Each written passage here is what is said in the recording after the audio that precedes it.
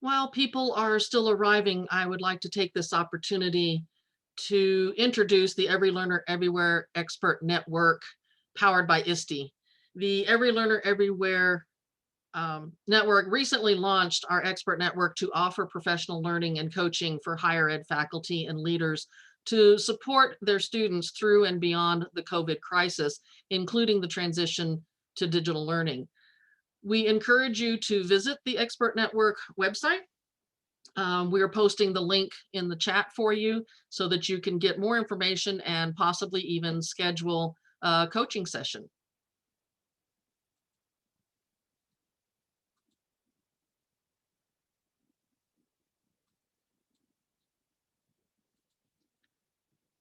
So welcome to the Every Learner Everywhere Strategies for Success in Online Teaching and Learning interactive conference series. It is a pleasure for us to have you with us today. My name is Norma Hollebeck, and I'm the manager for network programs and services with the Every Learner Everywhere network. Before I introduce our speakers, I'd like to take just a few minutes to tell you about the Every Learner Everywhere network and the mission of our program. Every Learner Everywhere is a collaboration of 12 higher education organizations with expertise in evaluating, implementing, scaling, and measuring the efficacy of digital learning and its integration into pedagogical practices. Every Learner Everywhere is one of 3 solutions networks sponsored by the Bill and Melinda Gates Foundation. The other 2 networks focus on advising and developmental education. We work with colleges and universities to build capacity among faculty and instructional support staff to improve student outcomes with digital learning. Our mission is to help institutions use new technology to innovate teaching and learning with the ultimate goal of increasing student success, especially for first-generation college students, poverty-impacted students, and students of color. A few quick housekeeping notes. We are recording today's presentation, which will be shared after the webinar. Throughout the presentation, we do welcome your questions. This is a live Q&A panel, so we welcome your questions in the Q&A section. If participants raise their hand during the presentation, we will not be able to unmute them. However, we will be monitoring not only the Q&A section, but we will be monitoring the chat as well.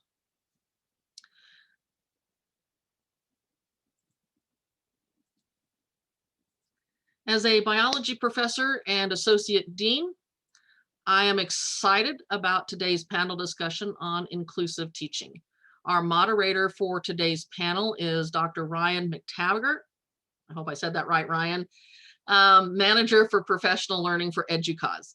Dr. McTaggart is driven by opportunities to help move the needle forward in individual and collective lives of the amazing people he gets to work with. Prior to joining EDUCAUSE, Dr. McTaggart held positions as faculty at Colorado State University and as an analyst for a management consulting firm after starting his career teaching middle school and high school. He is passionate about the application of organizational development, change management, leadership systems, and personal development to educational environments. Ryan has a BA in history, an MS in sports science, and PhD in education and human resource studies. Today's panelists, we have 3 of them, although you only got to hear about 2 of them on the description. We have 3 of them today. We have Dr. Elaine Villanueva Bernal. And we have Dr. Sharice McBride and Dr. Crystal Moore Clemens, who all three happen to be professional coaches from the Every Learner Everywhere Expert Network. Dr. McBride is a researcher of digital literacies and teacher learning at the University of California, Berkeley. Her PhD study developed the construct of humanizing critical digital pedagogies, a frame for honoring the lived realities of non-dominant communities through socioculturally situated understandings of technology. A teacher, educator, and educational leader, Sharice is a former high school English teacher and has coached teachers and higher ed faculty across the range of content and educational settings. She holds degrees in English literature from UC Berkeley and in secondary education from the University of San Francisco. Dr. Clemens has advanced racial and gender equity in digital learning through her work in K-12 education, higher ed, and nonprofit management. In her academic leadership, she has shaped curriculum and fostered positive academic experiences in face-to-face and online environments. She is the director of the CDF Freedom Schools, a literacy and cultural enrichment program for K-12 students in underserved communities. A native of Chicago, Crystal has degrees in education and cultural studies from Washington State University, UNC Chapel Hill, and Duke University. And assuming that everything works right, like it's supposed to, we should also be joined by Dr. Elaine Villanueva Bernal, who is a lecturer at the Department of Chemistry and Biochemistry, California State University, Long Beach. Dr. Bernal has been teaching chemistry at CSU Long Beach for 15 years and has served as the coordinator for the College of Natural Sciences and Math, connecting students to industry and working with faculty on curriculum. She is passionate about connecting chemistry to community and serves as an expert in engaging students of all backgrounds in STEM education, as well as serving on 2 National Science Foundation projects serving Latinx students. Dr. Bernal has extensive experience in K-12 student outreach, educational technology, and e-learning industry. Before entering higher ed, she worked as an aerospace industry failure analyst. She earned her Master of Science in Material Science Engineering from UCLA. Elaine has earned a Master's of Art in Education Technology and Media Leadership, as well as her doctorate in Educational Leadership from CSU Long Beach. Elaine should be joining us a little late. We had to do some finagling due to power outages across the country and things like that. But in the meantime, I'm here, Norma. Oh, she is here. There she is. Sorry, I thought you saw me join in. I'm like, oh no. I heard, I just didn't see. Okay. But this is going to be a wonderful conversation with 3 of our expert network scholars and Dr. McTaggart trying to wrangle it and everything like that. So I am going to hand it over to you, Ryan, for today's presentation. Awesome. Thank you, Norma.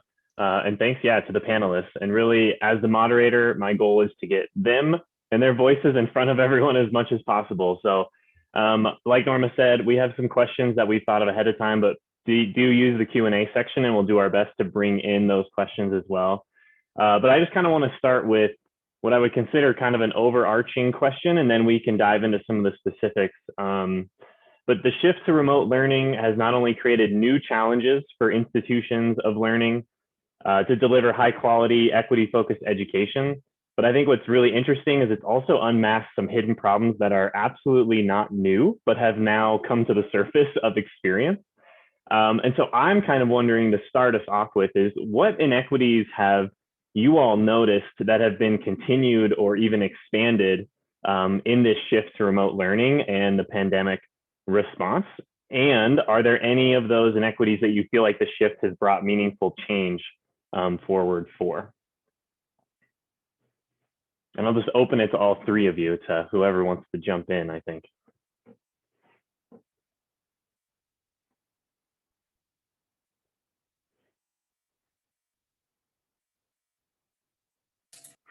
It seems like we all, want to give each other space. I appreciate that. I'm Sharice McBride. It's my pleasure to be here and be able to share with all of you. I really appreciate that question. I think across our society, we've been reflecting on the challenges that have really come to the fore with the intersecting pandemics we've been dealing with in the COVID national or global pandemic, as well as the systemic racism that has plagued our society for a very long time, and now is being, has been broadcast on television and across media. And so, and as we think about the challenges that these pandemics present to learning environments, as you stated, Ryan, these are not problems that are new to our educational system. As far as the inequities around access to quality education and access to particularly digital devices, and the ways that students have had trouble connecting. I think that what is new is that now we're forced to rely on digital technologies in order to stay connected to schools. And I think what's happened is that with those challenges around access, we've had to now consider what will we do to meet those needs. And one area that I do think some new attention or bridging of those inequities has happened is, for example, with the CARES funding, that's helped us to think about access and attention to how students will need just that initial connection. It's really normalized the ways that we need help. It's normalized these notions of mental health challenges and stress as reaching across different populations. And it's really leveled the playing field as we move to home as a center of learning. And I can say a lot more about each of those, but I think those inequities have really been highlighted, and we've just begun as a nation to think about how we need to put resources behind addressing them.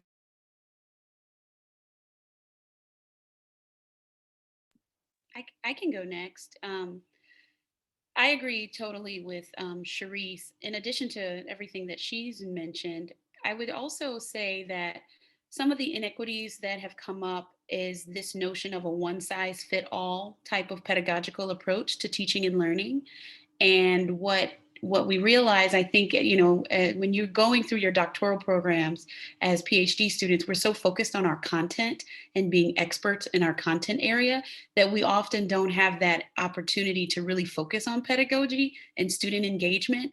And, you just go in and you be the best because you're focused on tenure promotion and making sure you're advancing your own research agenda, and not necessarily about how well students are engaged.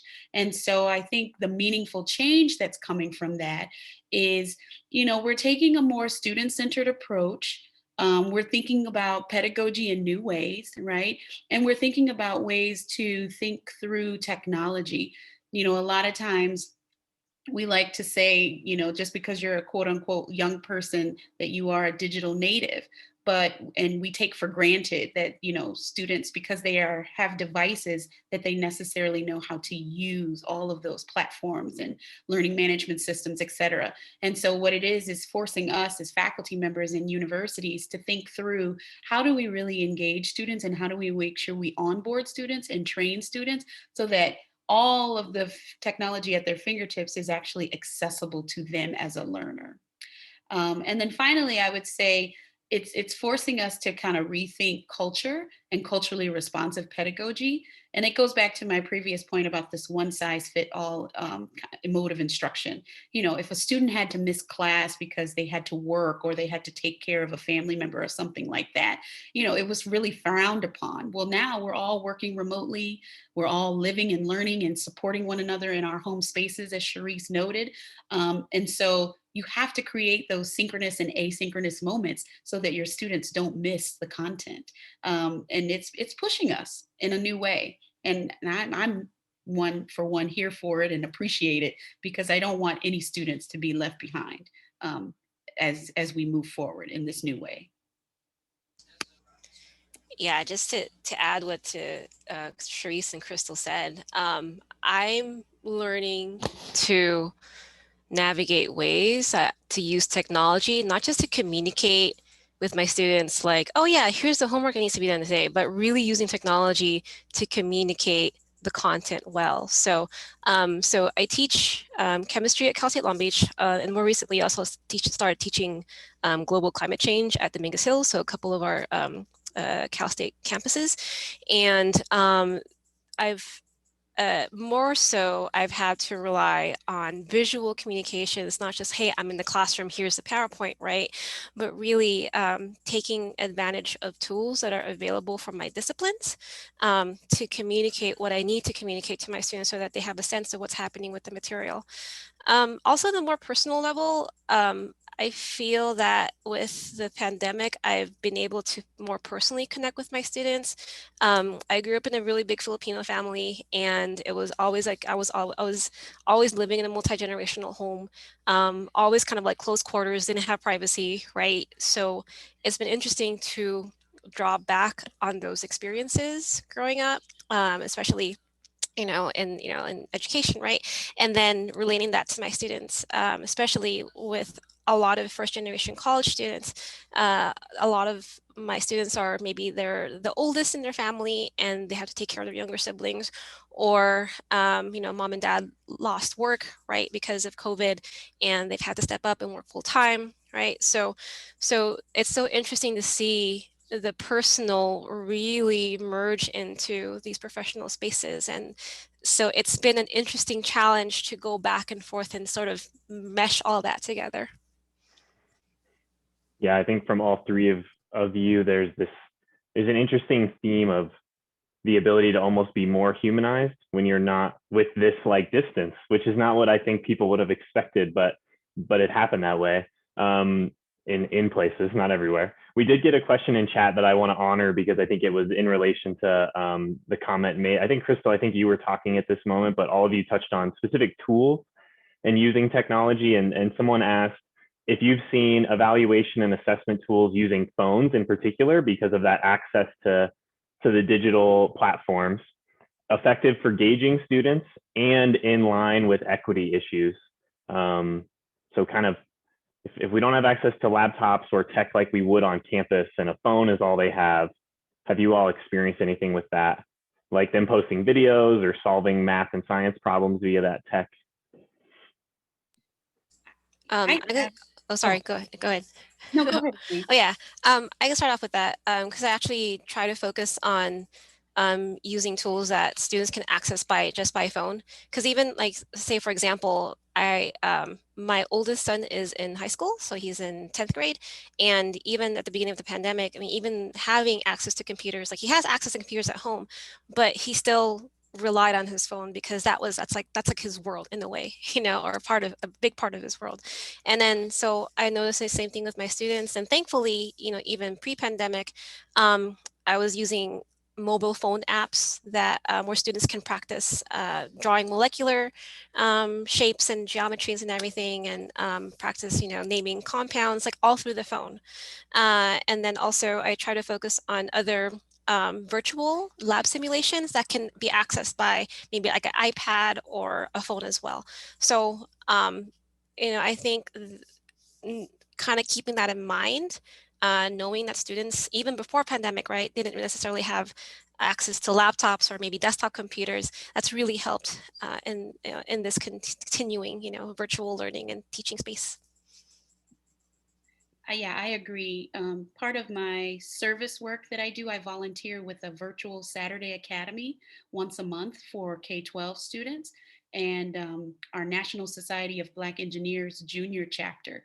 We use things like Google Classroom and Flipgrid, and so students can do those things on their phones or their parents' phones, and they can take pictures of the work that they're doing on pen and paper and upload it to the different modules so that it's not so high tech that they can't participate and that they can't engage with one another. And then in terms of my own, teaching and learning, I don't put pressure on students to always share their screen. I don't put pressure on students to always have to be on the Zoom. You can use your app on your phone, because I know that, as Elaine mentioned, I grew up in a house with multi-generations as well. And, there's lots going on in the background. And so I want to be mindful of that. And so by having those mobile apps and using things that are readily accessible via a phone or a tablet has, I think, made a difference in the level of engagement, and it takes some of the pressure off of our students. I agree with what's been said. Elaine, I'd love to hear like some specific tools if you have any that you could name. I think I agree also with that principle of just allowing tools that are that are device agnostic that you can go on and find across different devices, so they can use them if they have a Chromebook or if they have a high-powered laptop, but that they can also find an app version. And what that requires from teachers and instructors is a degree of tinkering and being able to look around and seeing what would this be like from a student experience. Is it intuitive enough to build upon like their existing repertoires of practice? Is it, you know, does it have those participatory elements where you can just kind of click and upload? You can, you know, go in and maybe record within the platform itself and just, you know, click submit rather than having to take multiple steps. And even using affordances that are usually built into phones, for example, a voice recorder, and being able to have them narrate their experience with something. Using those multiple modes of communication also allows opportunities for accessibility, and that's another form of inclusion, and giving students multiple choices of how they want to be assessed, right? They can do the voice thread or like a voice memo, or they can take a picture and upload something and write a paragraph about it. But I think the key is to meet the students in their spaces of learning. I think that's one of the things that's come with this distance learning space, like I said, is bridging. When we talk about connecting to what, right? Rather than always thinking about how can I get students to come to me, how can I go to where students are? How can I widen my aperture for thinking about what learning is to meet their lived realities and what is already occurring in their ecosystems of learning. So I want to see learning as it's happening in their spaces. And so that's whether that's through a picture or an audio narration or some written artifacts, allowing multiple forms of meaning making to come through is really important. And that can be across a variety of tools and with the kinds of things that they already have accessible. Very cool. Thanks, Elaine, for sharing that link too in the chat if folks didn't see that. So to continue that theme, because I know that there is some pushback from, I don't want to lump faculty into one group, but I'm going to kind of do it here. But if we get pushback from faculty on using those tools, you know, I think some of it is trying to just do what was always done in person online, but that doesn't really work because you have to bring in new tools and try new things. And someone asked specifically in the chat, so to get us onto what they were looking for, is getting pushback from faculty, especially math or early science, to use remote proctoring tools. And there's a concern about equity issues related to access to tech and also bandwidth use, and if that's enough bandwidth for every student. And then also invasiveness of having AI and those kinds of technologies into individuals' homes instead of being centered on campus. So do you all have any thoughts about how to help faculty kind of adjust to these new ideas or opportunities? I think this also speaks to a larger issue with, you know, the purpose of learning and the purpose of education. So what I'm going to say now might be controversial, but you know, I want students to learn for learning's sake.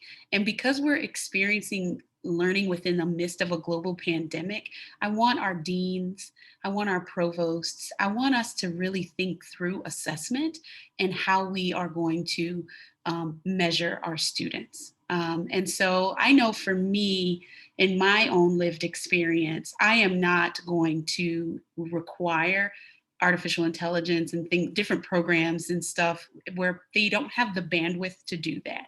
You know, I might do workarounds, and some of my workarounds might be one-on-one sessions with students. It may take a little bit more time, but if I space it out, I know I can support students in a unique way.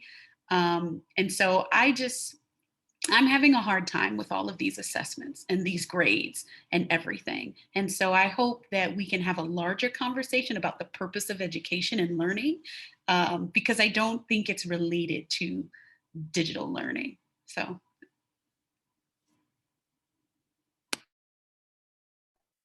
Yeah, I tend to be a grade questioner too, so don't worry, you're not alone, at least in that. I'm going to keep that question going to Elaine and Yeah. Charisse, but I want to add another one too, because this is related. Helping faculty understand that requiring students to have their video camera on doesn't mean that they're engaged. So whether their camera is on or off may not indicate engagement. I think that's tied to the same idea. So I just wanted to wrap that idea in. Yeah.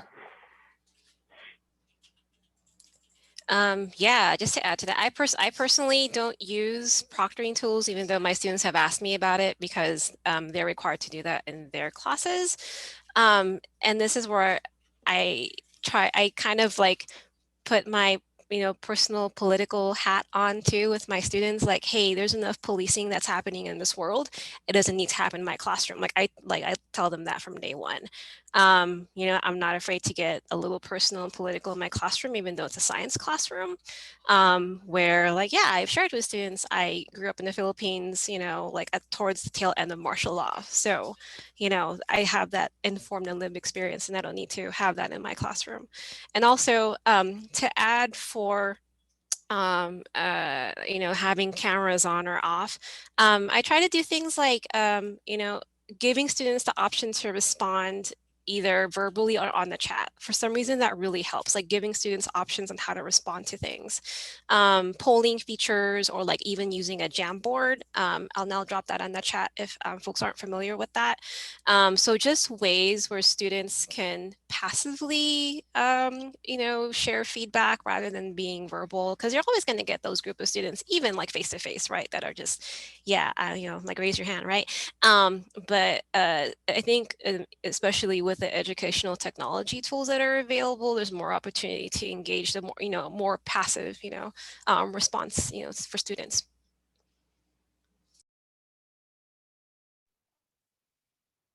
Yeah, I appreciate those suggestions. I think it made me think about how a classroom looks when we were in person. I think that some of these challenges to moving online and the ways of wanting to see student faces, it makes me wonder about what's behind that priority. What's behind having to see student faces? Is that about students, or is that about faculty? I think about is that, it just makes me wonder, lectures, and, speaking to one another, because if we want to see what students are learning, what's the evidence of that? Is it, I think about joint productive activity and the ways that students can create things together and that they can share like their ideas. I'm not seeing ideas if I'm looking at students necessarily. I mean, they may give some feedback, but there are many, many other ways, as Elaine was just referring to, that they can put their ideas on the screen, or in a poll, and kind of submit their contributions that way. And I think that it really points to questions of pedagogy and whether we're trying to just transfer what we were doing in classrooms to the online environment. Is there this sense that as an instructor, like, I want to see your faces because you need to be looking at me as the instructor all the time? That's transferring the in-class pedagogy that really needed some rethinking anyway. And if we're thinking about I think this is an opportunity to really reimagine what our spaces of learning can look like for, equitable, relevant instruction that really aligns with how our young people are making meaning in their everyday lives. What is, this, if we think critically about our adherence to perhaps the ways that we learned in schools, what's behind that? I think we can think of this moment as an opportunity for growth in our own learning as instructors, and say, what might I, from a learner stance, need to unlearn and relearn as I move forward? And I know that's a tough question, and I see these questions in the Q&A that kind of are oriented to this sense of like resistance and things like that. But I think what's happening there is that we're flipping the experiences that many of our students have felt. Like, I don't want to do it this way. And now there's this like, we get to see what it feels like to be on the other side when learning is not really fitting what we would like it to be. Like, we're having to grapple with those tensions. And I think this is a moment of opportunity to imagine, what are we going to do with that? Are we going to use this broad range of resources, privilege, opportunities that we have to really rethink our pedagogy and our ways of like transforming learning in this moment. Mm-hmm. Yeah, wow, that was really well said. So I want to offer a specific example of doing that, I think, through a question that came through chat. But how have you all used Flipgrid or other like video posting? So it isn't just writing in response, or collaboration tools, I think, could come into this too.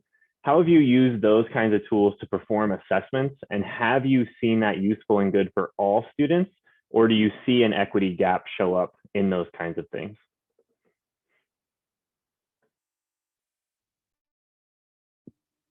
I've used Flipgrid, and I've used the voice threads, voice memos. I've used voiceover slides. I use, for one assignment, what I've learned through this pandemic and just my years of distance learning and online pedagogy is that it's helpful to have maybe one or two options of submissions for students. I think that's the differentiated instruction that comes into play. And so I give students a few options to submit assignments. And I have a rubric that says, if you're submitting a voice thread, this is what I need to see. If you're submitting a PowerPoint, this is what I need to see. If you're doing a narrative, this is what I need to see. And I just upload that rubric ahead of time. And I tell students to just select their best mode of delivery in terms of submissions. And that has worked well with me, just because I work with a lot of adult learners who work full time, and they have to have multiple ways of submission because of the demands of their jobs and things of that nature. And so I'm trying to just, have a little bit more compassion in terms of how I assess students in this space. Cool. Lane and Sharice, I don't want to force every person to respond to every question, but if you feel like you have, go ahead, Sharice. I see you unmuted.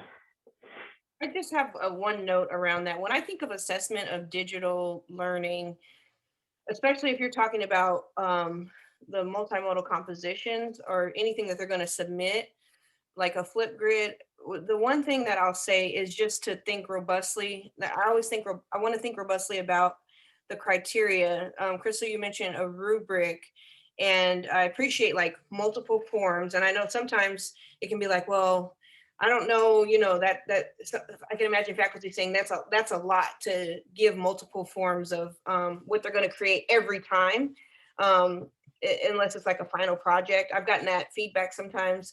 And so I think, yes, you do that. And if you're going to do like, everyone's going to make a Flipgrid this time.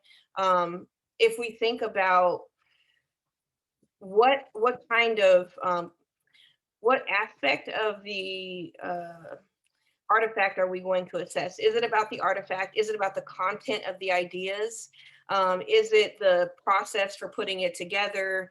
Collaboration? Is it the particular like habits of mind that we want to see, that they're thinking like a geologist, or they're thinking like a scientist, or using certain literacies that we want to see? I think making those assessment criteria clear to students on the front end is also a way to respect them as learners, and being clear about what aspects are important to the process. So for example, I've had students who will, I've taught teachers, and so in their assessment criteria, they'll say, I'm going to have students make a podcast, and I want them to know that, yes, the artifact is important. You know, that's how podcasts live in the world. You know, you need to be clear in what you're saying, you need to have a message, etc. But really, it's also important how you come to develop this podcast as a collaboration, the peer feedback that you give one another. And I'm gonna have a separate portion of how I evaluate that. You know, I just want to see that you've had this collaborative media making process, because that's also what goes into revision, et cetera, when you work as part of a production team. So there's some accounting for these different elements, or maybe it's only on one side, you know. I think that can be important too when you're using digital tools to honor the different strengths and assets of what students bring. Very cool. And there's a question that came through about various learning styles, and I think I would expand that from the traditional learning style, audio, visual, kinesthetic, because we know from a lot of research now that those tend to weave in a lot more than was kind of thought of before. But just the individual students, how do you all really honor the individual? And I think Sharice, you were starting to get there with that idea of multiple options, but are there other strategies you all use to really honor the individual in the online learning space? I can start off. So the apps and tools that I put in the chat, so all of those you can click and drag. Like it's not just, you're not just typing your response or anything like that. Although there are like corresponding worksheets that students will work on, like guided inquiry worksheets that they use in conjunction with the activities. But yeah, those two websites that I use, those two resources that I use, they're all like visual kinesthetic.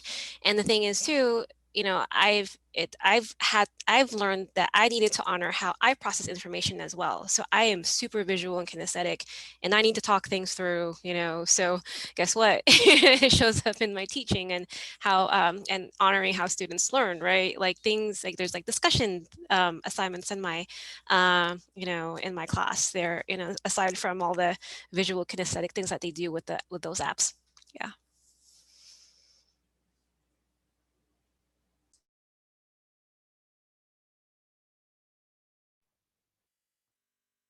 Very cool. Sharice, see you I think unmuted. in talking about the individual, I'm reminded of having space at the beginning. Well, there's different things, but one is having a welcome survey in the beginning of the course to ask. This gets at the inclusion as well, and being able to give students an opportunity to share if there are things that they want you to know about them, and responsibilities that they may have in the class, things about their learning that you should be aware of as their instructor. And what that does is kind of normalize any kind of variations in what they may be bringing to the course. Sarah Goldrick Rab has a lot of research on this, and she founded the Hope Center for College, I think it's College Career and Justice at Temple University. And there's different reports that have come out of there around how to make your courses more inclusive, including that kind of survey, and thinking about basic needs, especially her research is around basic needs assessments and its importance in setting that foundation for humanizing instruction. And particularly when we think about students' learning needs, we can't, of course, we cannot ignore that in higher ed. I've heard it said, you know, I think Crystal was definitely touching on this earlier. We get our focus on our content and subject matter as PhDs and instructors in higher education.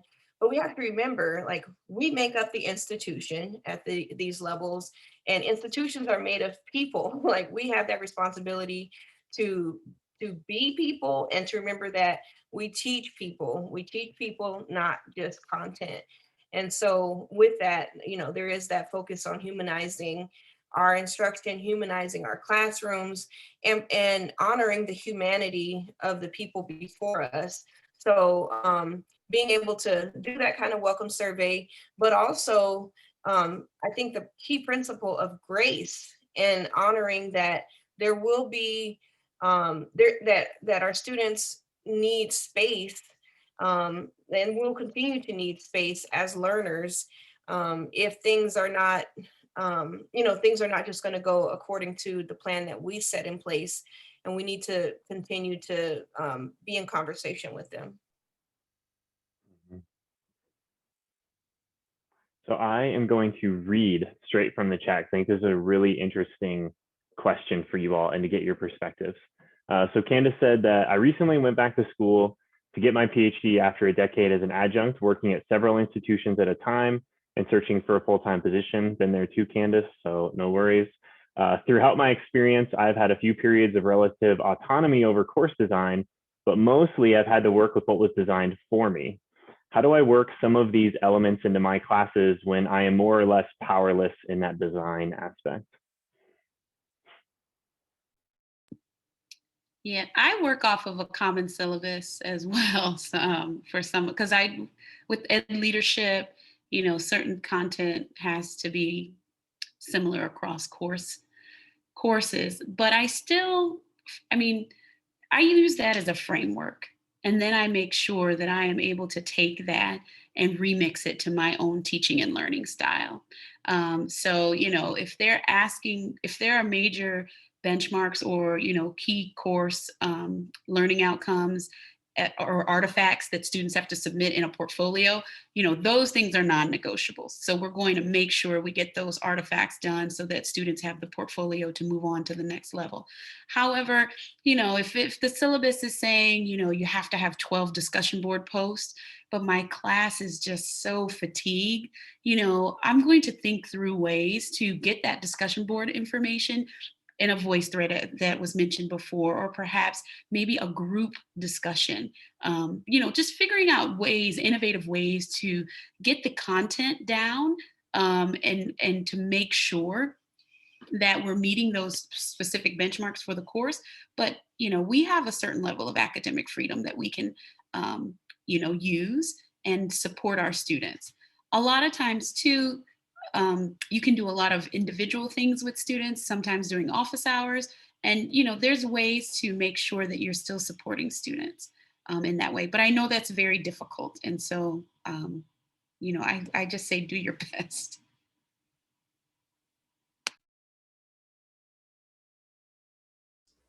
Yeah, I'll add to that. I'm not a tenure track professor or anything. I've been non-tenured actually, and I just celebrated my 15th year work anniversary. And it's very just like a little bit of time, like, let me change this one thing. Let me add this one more assignment. And because so just for context, I teach the chemistry for the non-science majors. And for a really long time, another colleague was also teaching this non-science chemistry course. And he had been doing it for decades. He just retired like 2 years ago. Like it's been that long. So he had been teaching this class for like 40 years, total. And slowly I started to teach like maybe like one lecture, right? And another lecture. And then, and he taught class fairly differently. He's more of a showman, like, let me explode this thing in front of the class. But that wasn't me. Like, I wasn't willing to put things on fire, like as cool as that was. So, and he sort of had a stronghold of how the class was run. So slowly, this is where the educational technology way of engaging students really came through for me, because I'm like, okay, let me just do this one virtual simulation. Let me just do this one exercise. And then from the time I started doing that, it was probably like a total of 5 years to now where I have, since he's retired now, I have full control of, anything and everything that was Chem 100, and then running, but it takes so much time. Also, I want to acknowledge the person that said, reach out to your academic technology staff. Like, I love my academic technology staff on my campus. I actually just got Quality Matters certified not too long ago, as well as peer review certification. So I can do peer review of other, classes too. But yeah, that training has actually helped me strategize, like, okay, what's the one thing I can change? in my class? And then what's the next thing? And then knowing that I have support to do that.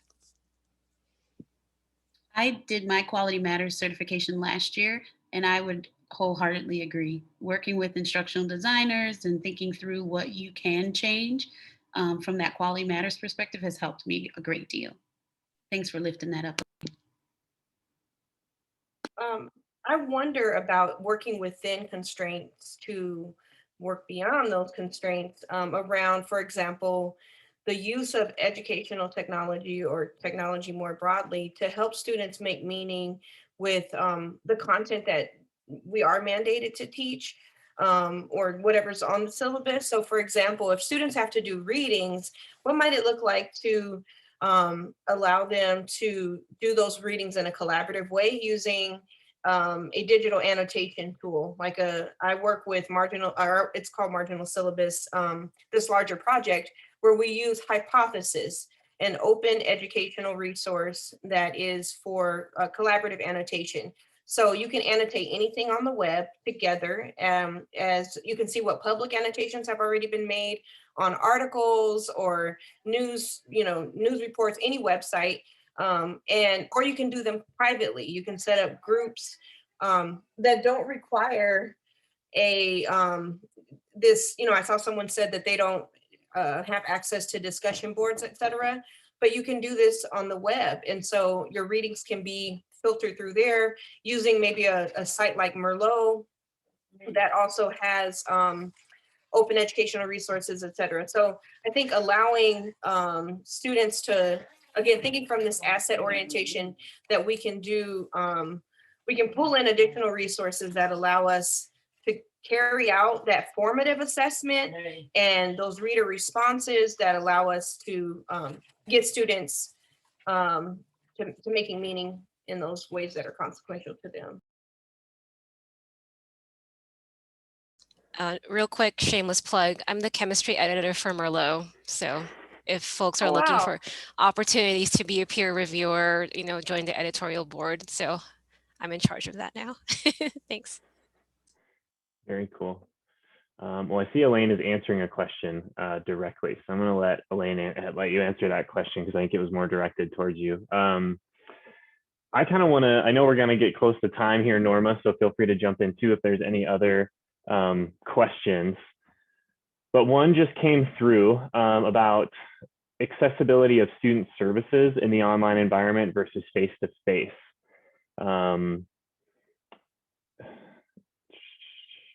So if you have seen that issue of just their accessibility to various campus services, if they're not physically on campus, and if you've seen any ways to encourage that or anything, because one thing that I just anecdotally, completely, this is just me, no research behind this probably, but I've noticed this with my students is those students who would get accommodations or seek extra help or something like that in the classroom, I don't see that happening and moving to the online space as much. And I'm not sure what that barrier is, but I am curious what you all have noticed in that, if you have, or what you think.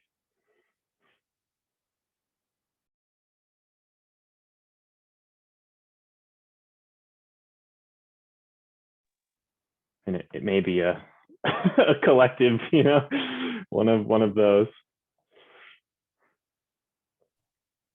I just will say I haven't been teaching this semester. And when I taught at the start of the pandemic, I didn't necessarily see those changes, but I think the one strategy is around the syllabus statement that, again, it allows students a chance to see that it's normalized. So as instructors, we lead in saying, if you are having, saying, I recognize that this is a time of challenge, or, we all have different experiences that we're going through. If you're having any needs around, so you identify some potential challenges, you direct students to resources, and then offer them a very clear way to connect with you as a way to address some of those challenges or to talk more. But offering particular links to those services on campus is one way to just open the door, whether it's like disability services, mental health services. I know at Berkeley, we have a whole variety of basic needs services, including helping them sign up for SNAP benefits, and housing resources, et cetera. So I think one key is like owning the responsibility, or the putting the onus on us to say, here are the resources. I've compiled like 3 or 4 key things that you might go to, and putting that on the syllabus, like at the top, to clarify that this is important to me. Mhm. Yeah, and making it intentional space too within your learning management system so that they can easily access those links. So I put them in my syllabus as well, but I also put, like a folder, Blackboard or Canvas, and I just hyperlink everything that the university has because, if I can help them do that with a few less clicks, or, and sometimes I'm the only one there comfortable, especially my undergrads. When I taught undergrads, they would want to talk to me before they would want to go talk to someone in administration. And so it's just better to have kind of like a little one-stop shop on your syllabus, whether it be counseling center, student resources, writing center, everything you can think of that would need to have a fulfilling experience on campus or off campus with just within your own learning space. Very cool. Yeah. I think I had a student one time tell me, if I have to look it up, I probably won't. So I was like, okay, I'm going to offer it to you. We are at 4 minutes now. So I would like to just kind of wrap up by getting from each of you, if you were going to give a faculty member or someone teaching online one piece of advice to really raise equity in their teaching, what might that piece of advice be? And you may have already said it today, so just a chance to kind of reiterate or add something new. It doesn't matter who goes in what order, so whoever feels.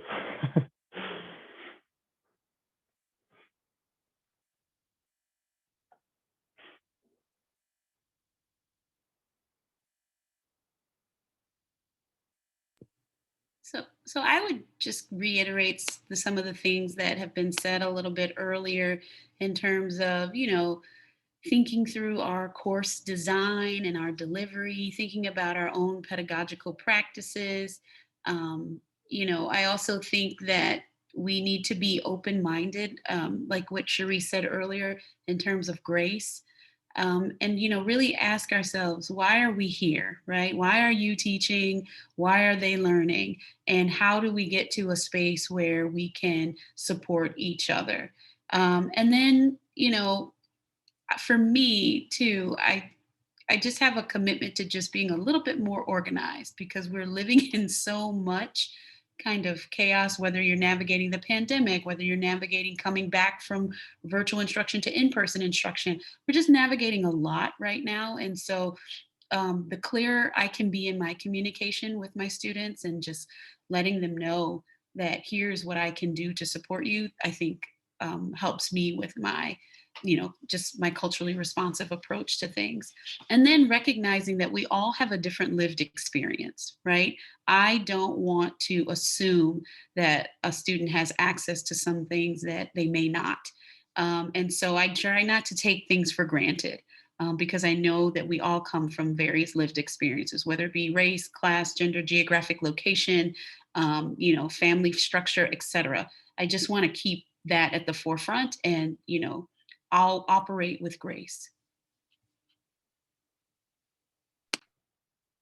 I'm happy to go next. I think given the myriad challenges that we faced in 2020, I think we're in being in a moment of what Zora Neale Hurston calls a sea change, where things have shifted so drastically, and we've been forced to reckon with hidden, quote unquote, hidden inequities.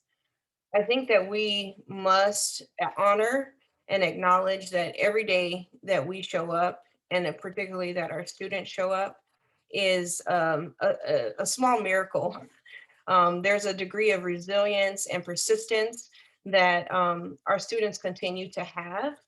And while there are multiple, stressors and mental health issues, are at an all-time high, people are people who are showing up, that represents that they are trying and that there's something that they want to get from being there. And so I think then it's on us to really embrace this notion of design, right?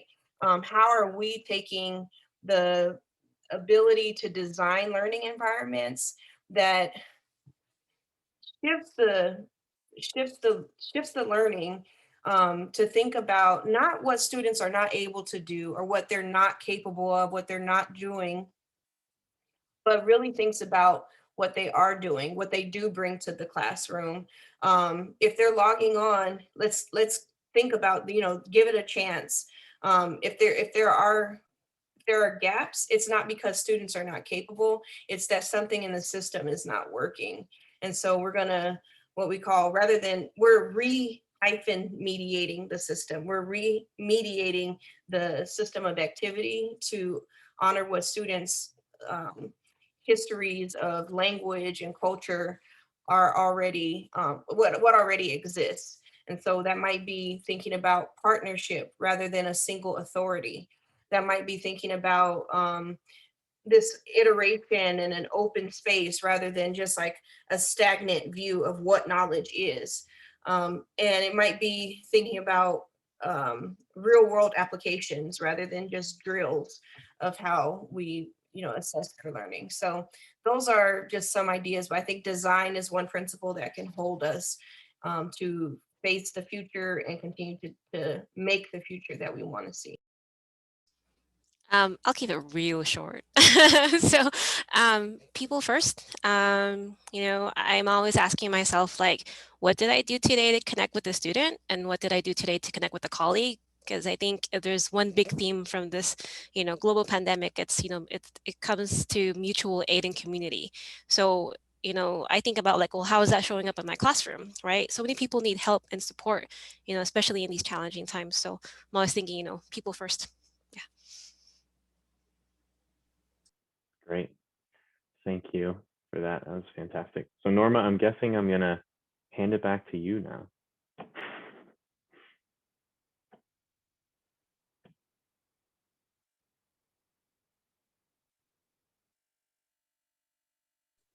Thank you, Ryan. I'm just doing the technology thing back here. So I would like to thank our panelists, Dr. Ryan McTaggart, for mediating, keeping the conversation going and really engaging our panelists. I would like to thank Dr. Bernal and Dr. Clemens and Dr. McBride for all of their wonderful insight into this inclusive teaching topic, as well as adding even more to the conversation. In terms of what's going on next, we want to thank our audience, for being here and participating. We do ask that if you have the time to take a few minutes to complete our survey for today's presentation using the link that we are going to provide for you in the chat. If you've got something else going on immediately after, don't worry. We will also send you the link to the survey when we send you the recording, the link to the recording next week. But I really do want to thank everybody.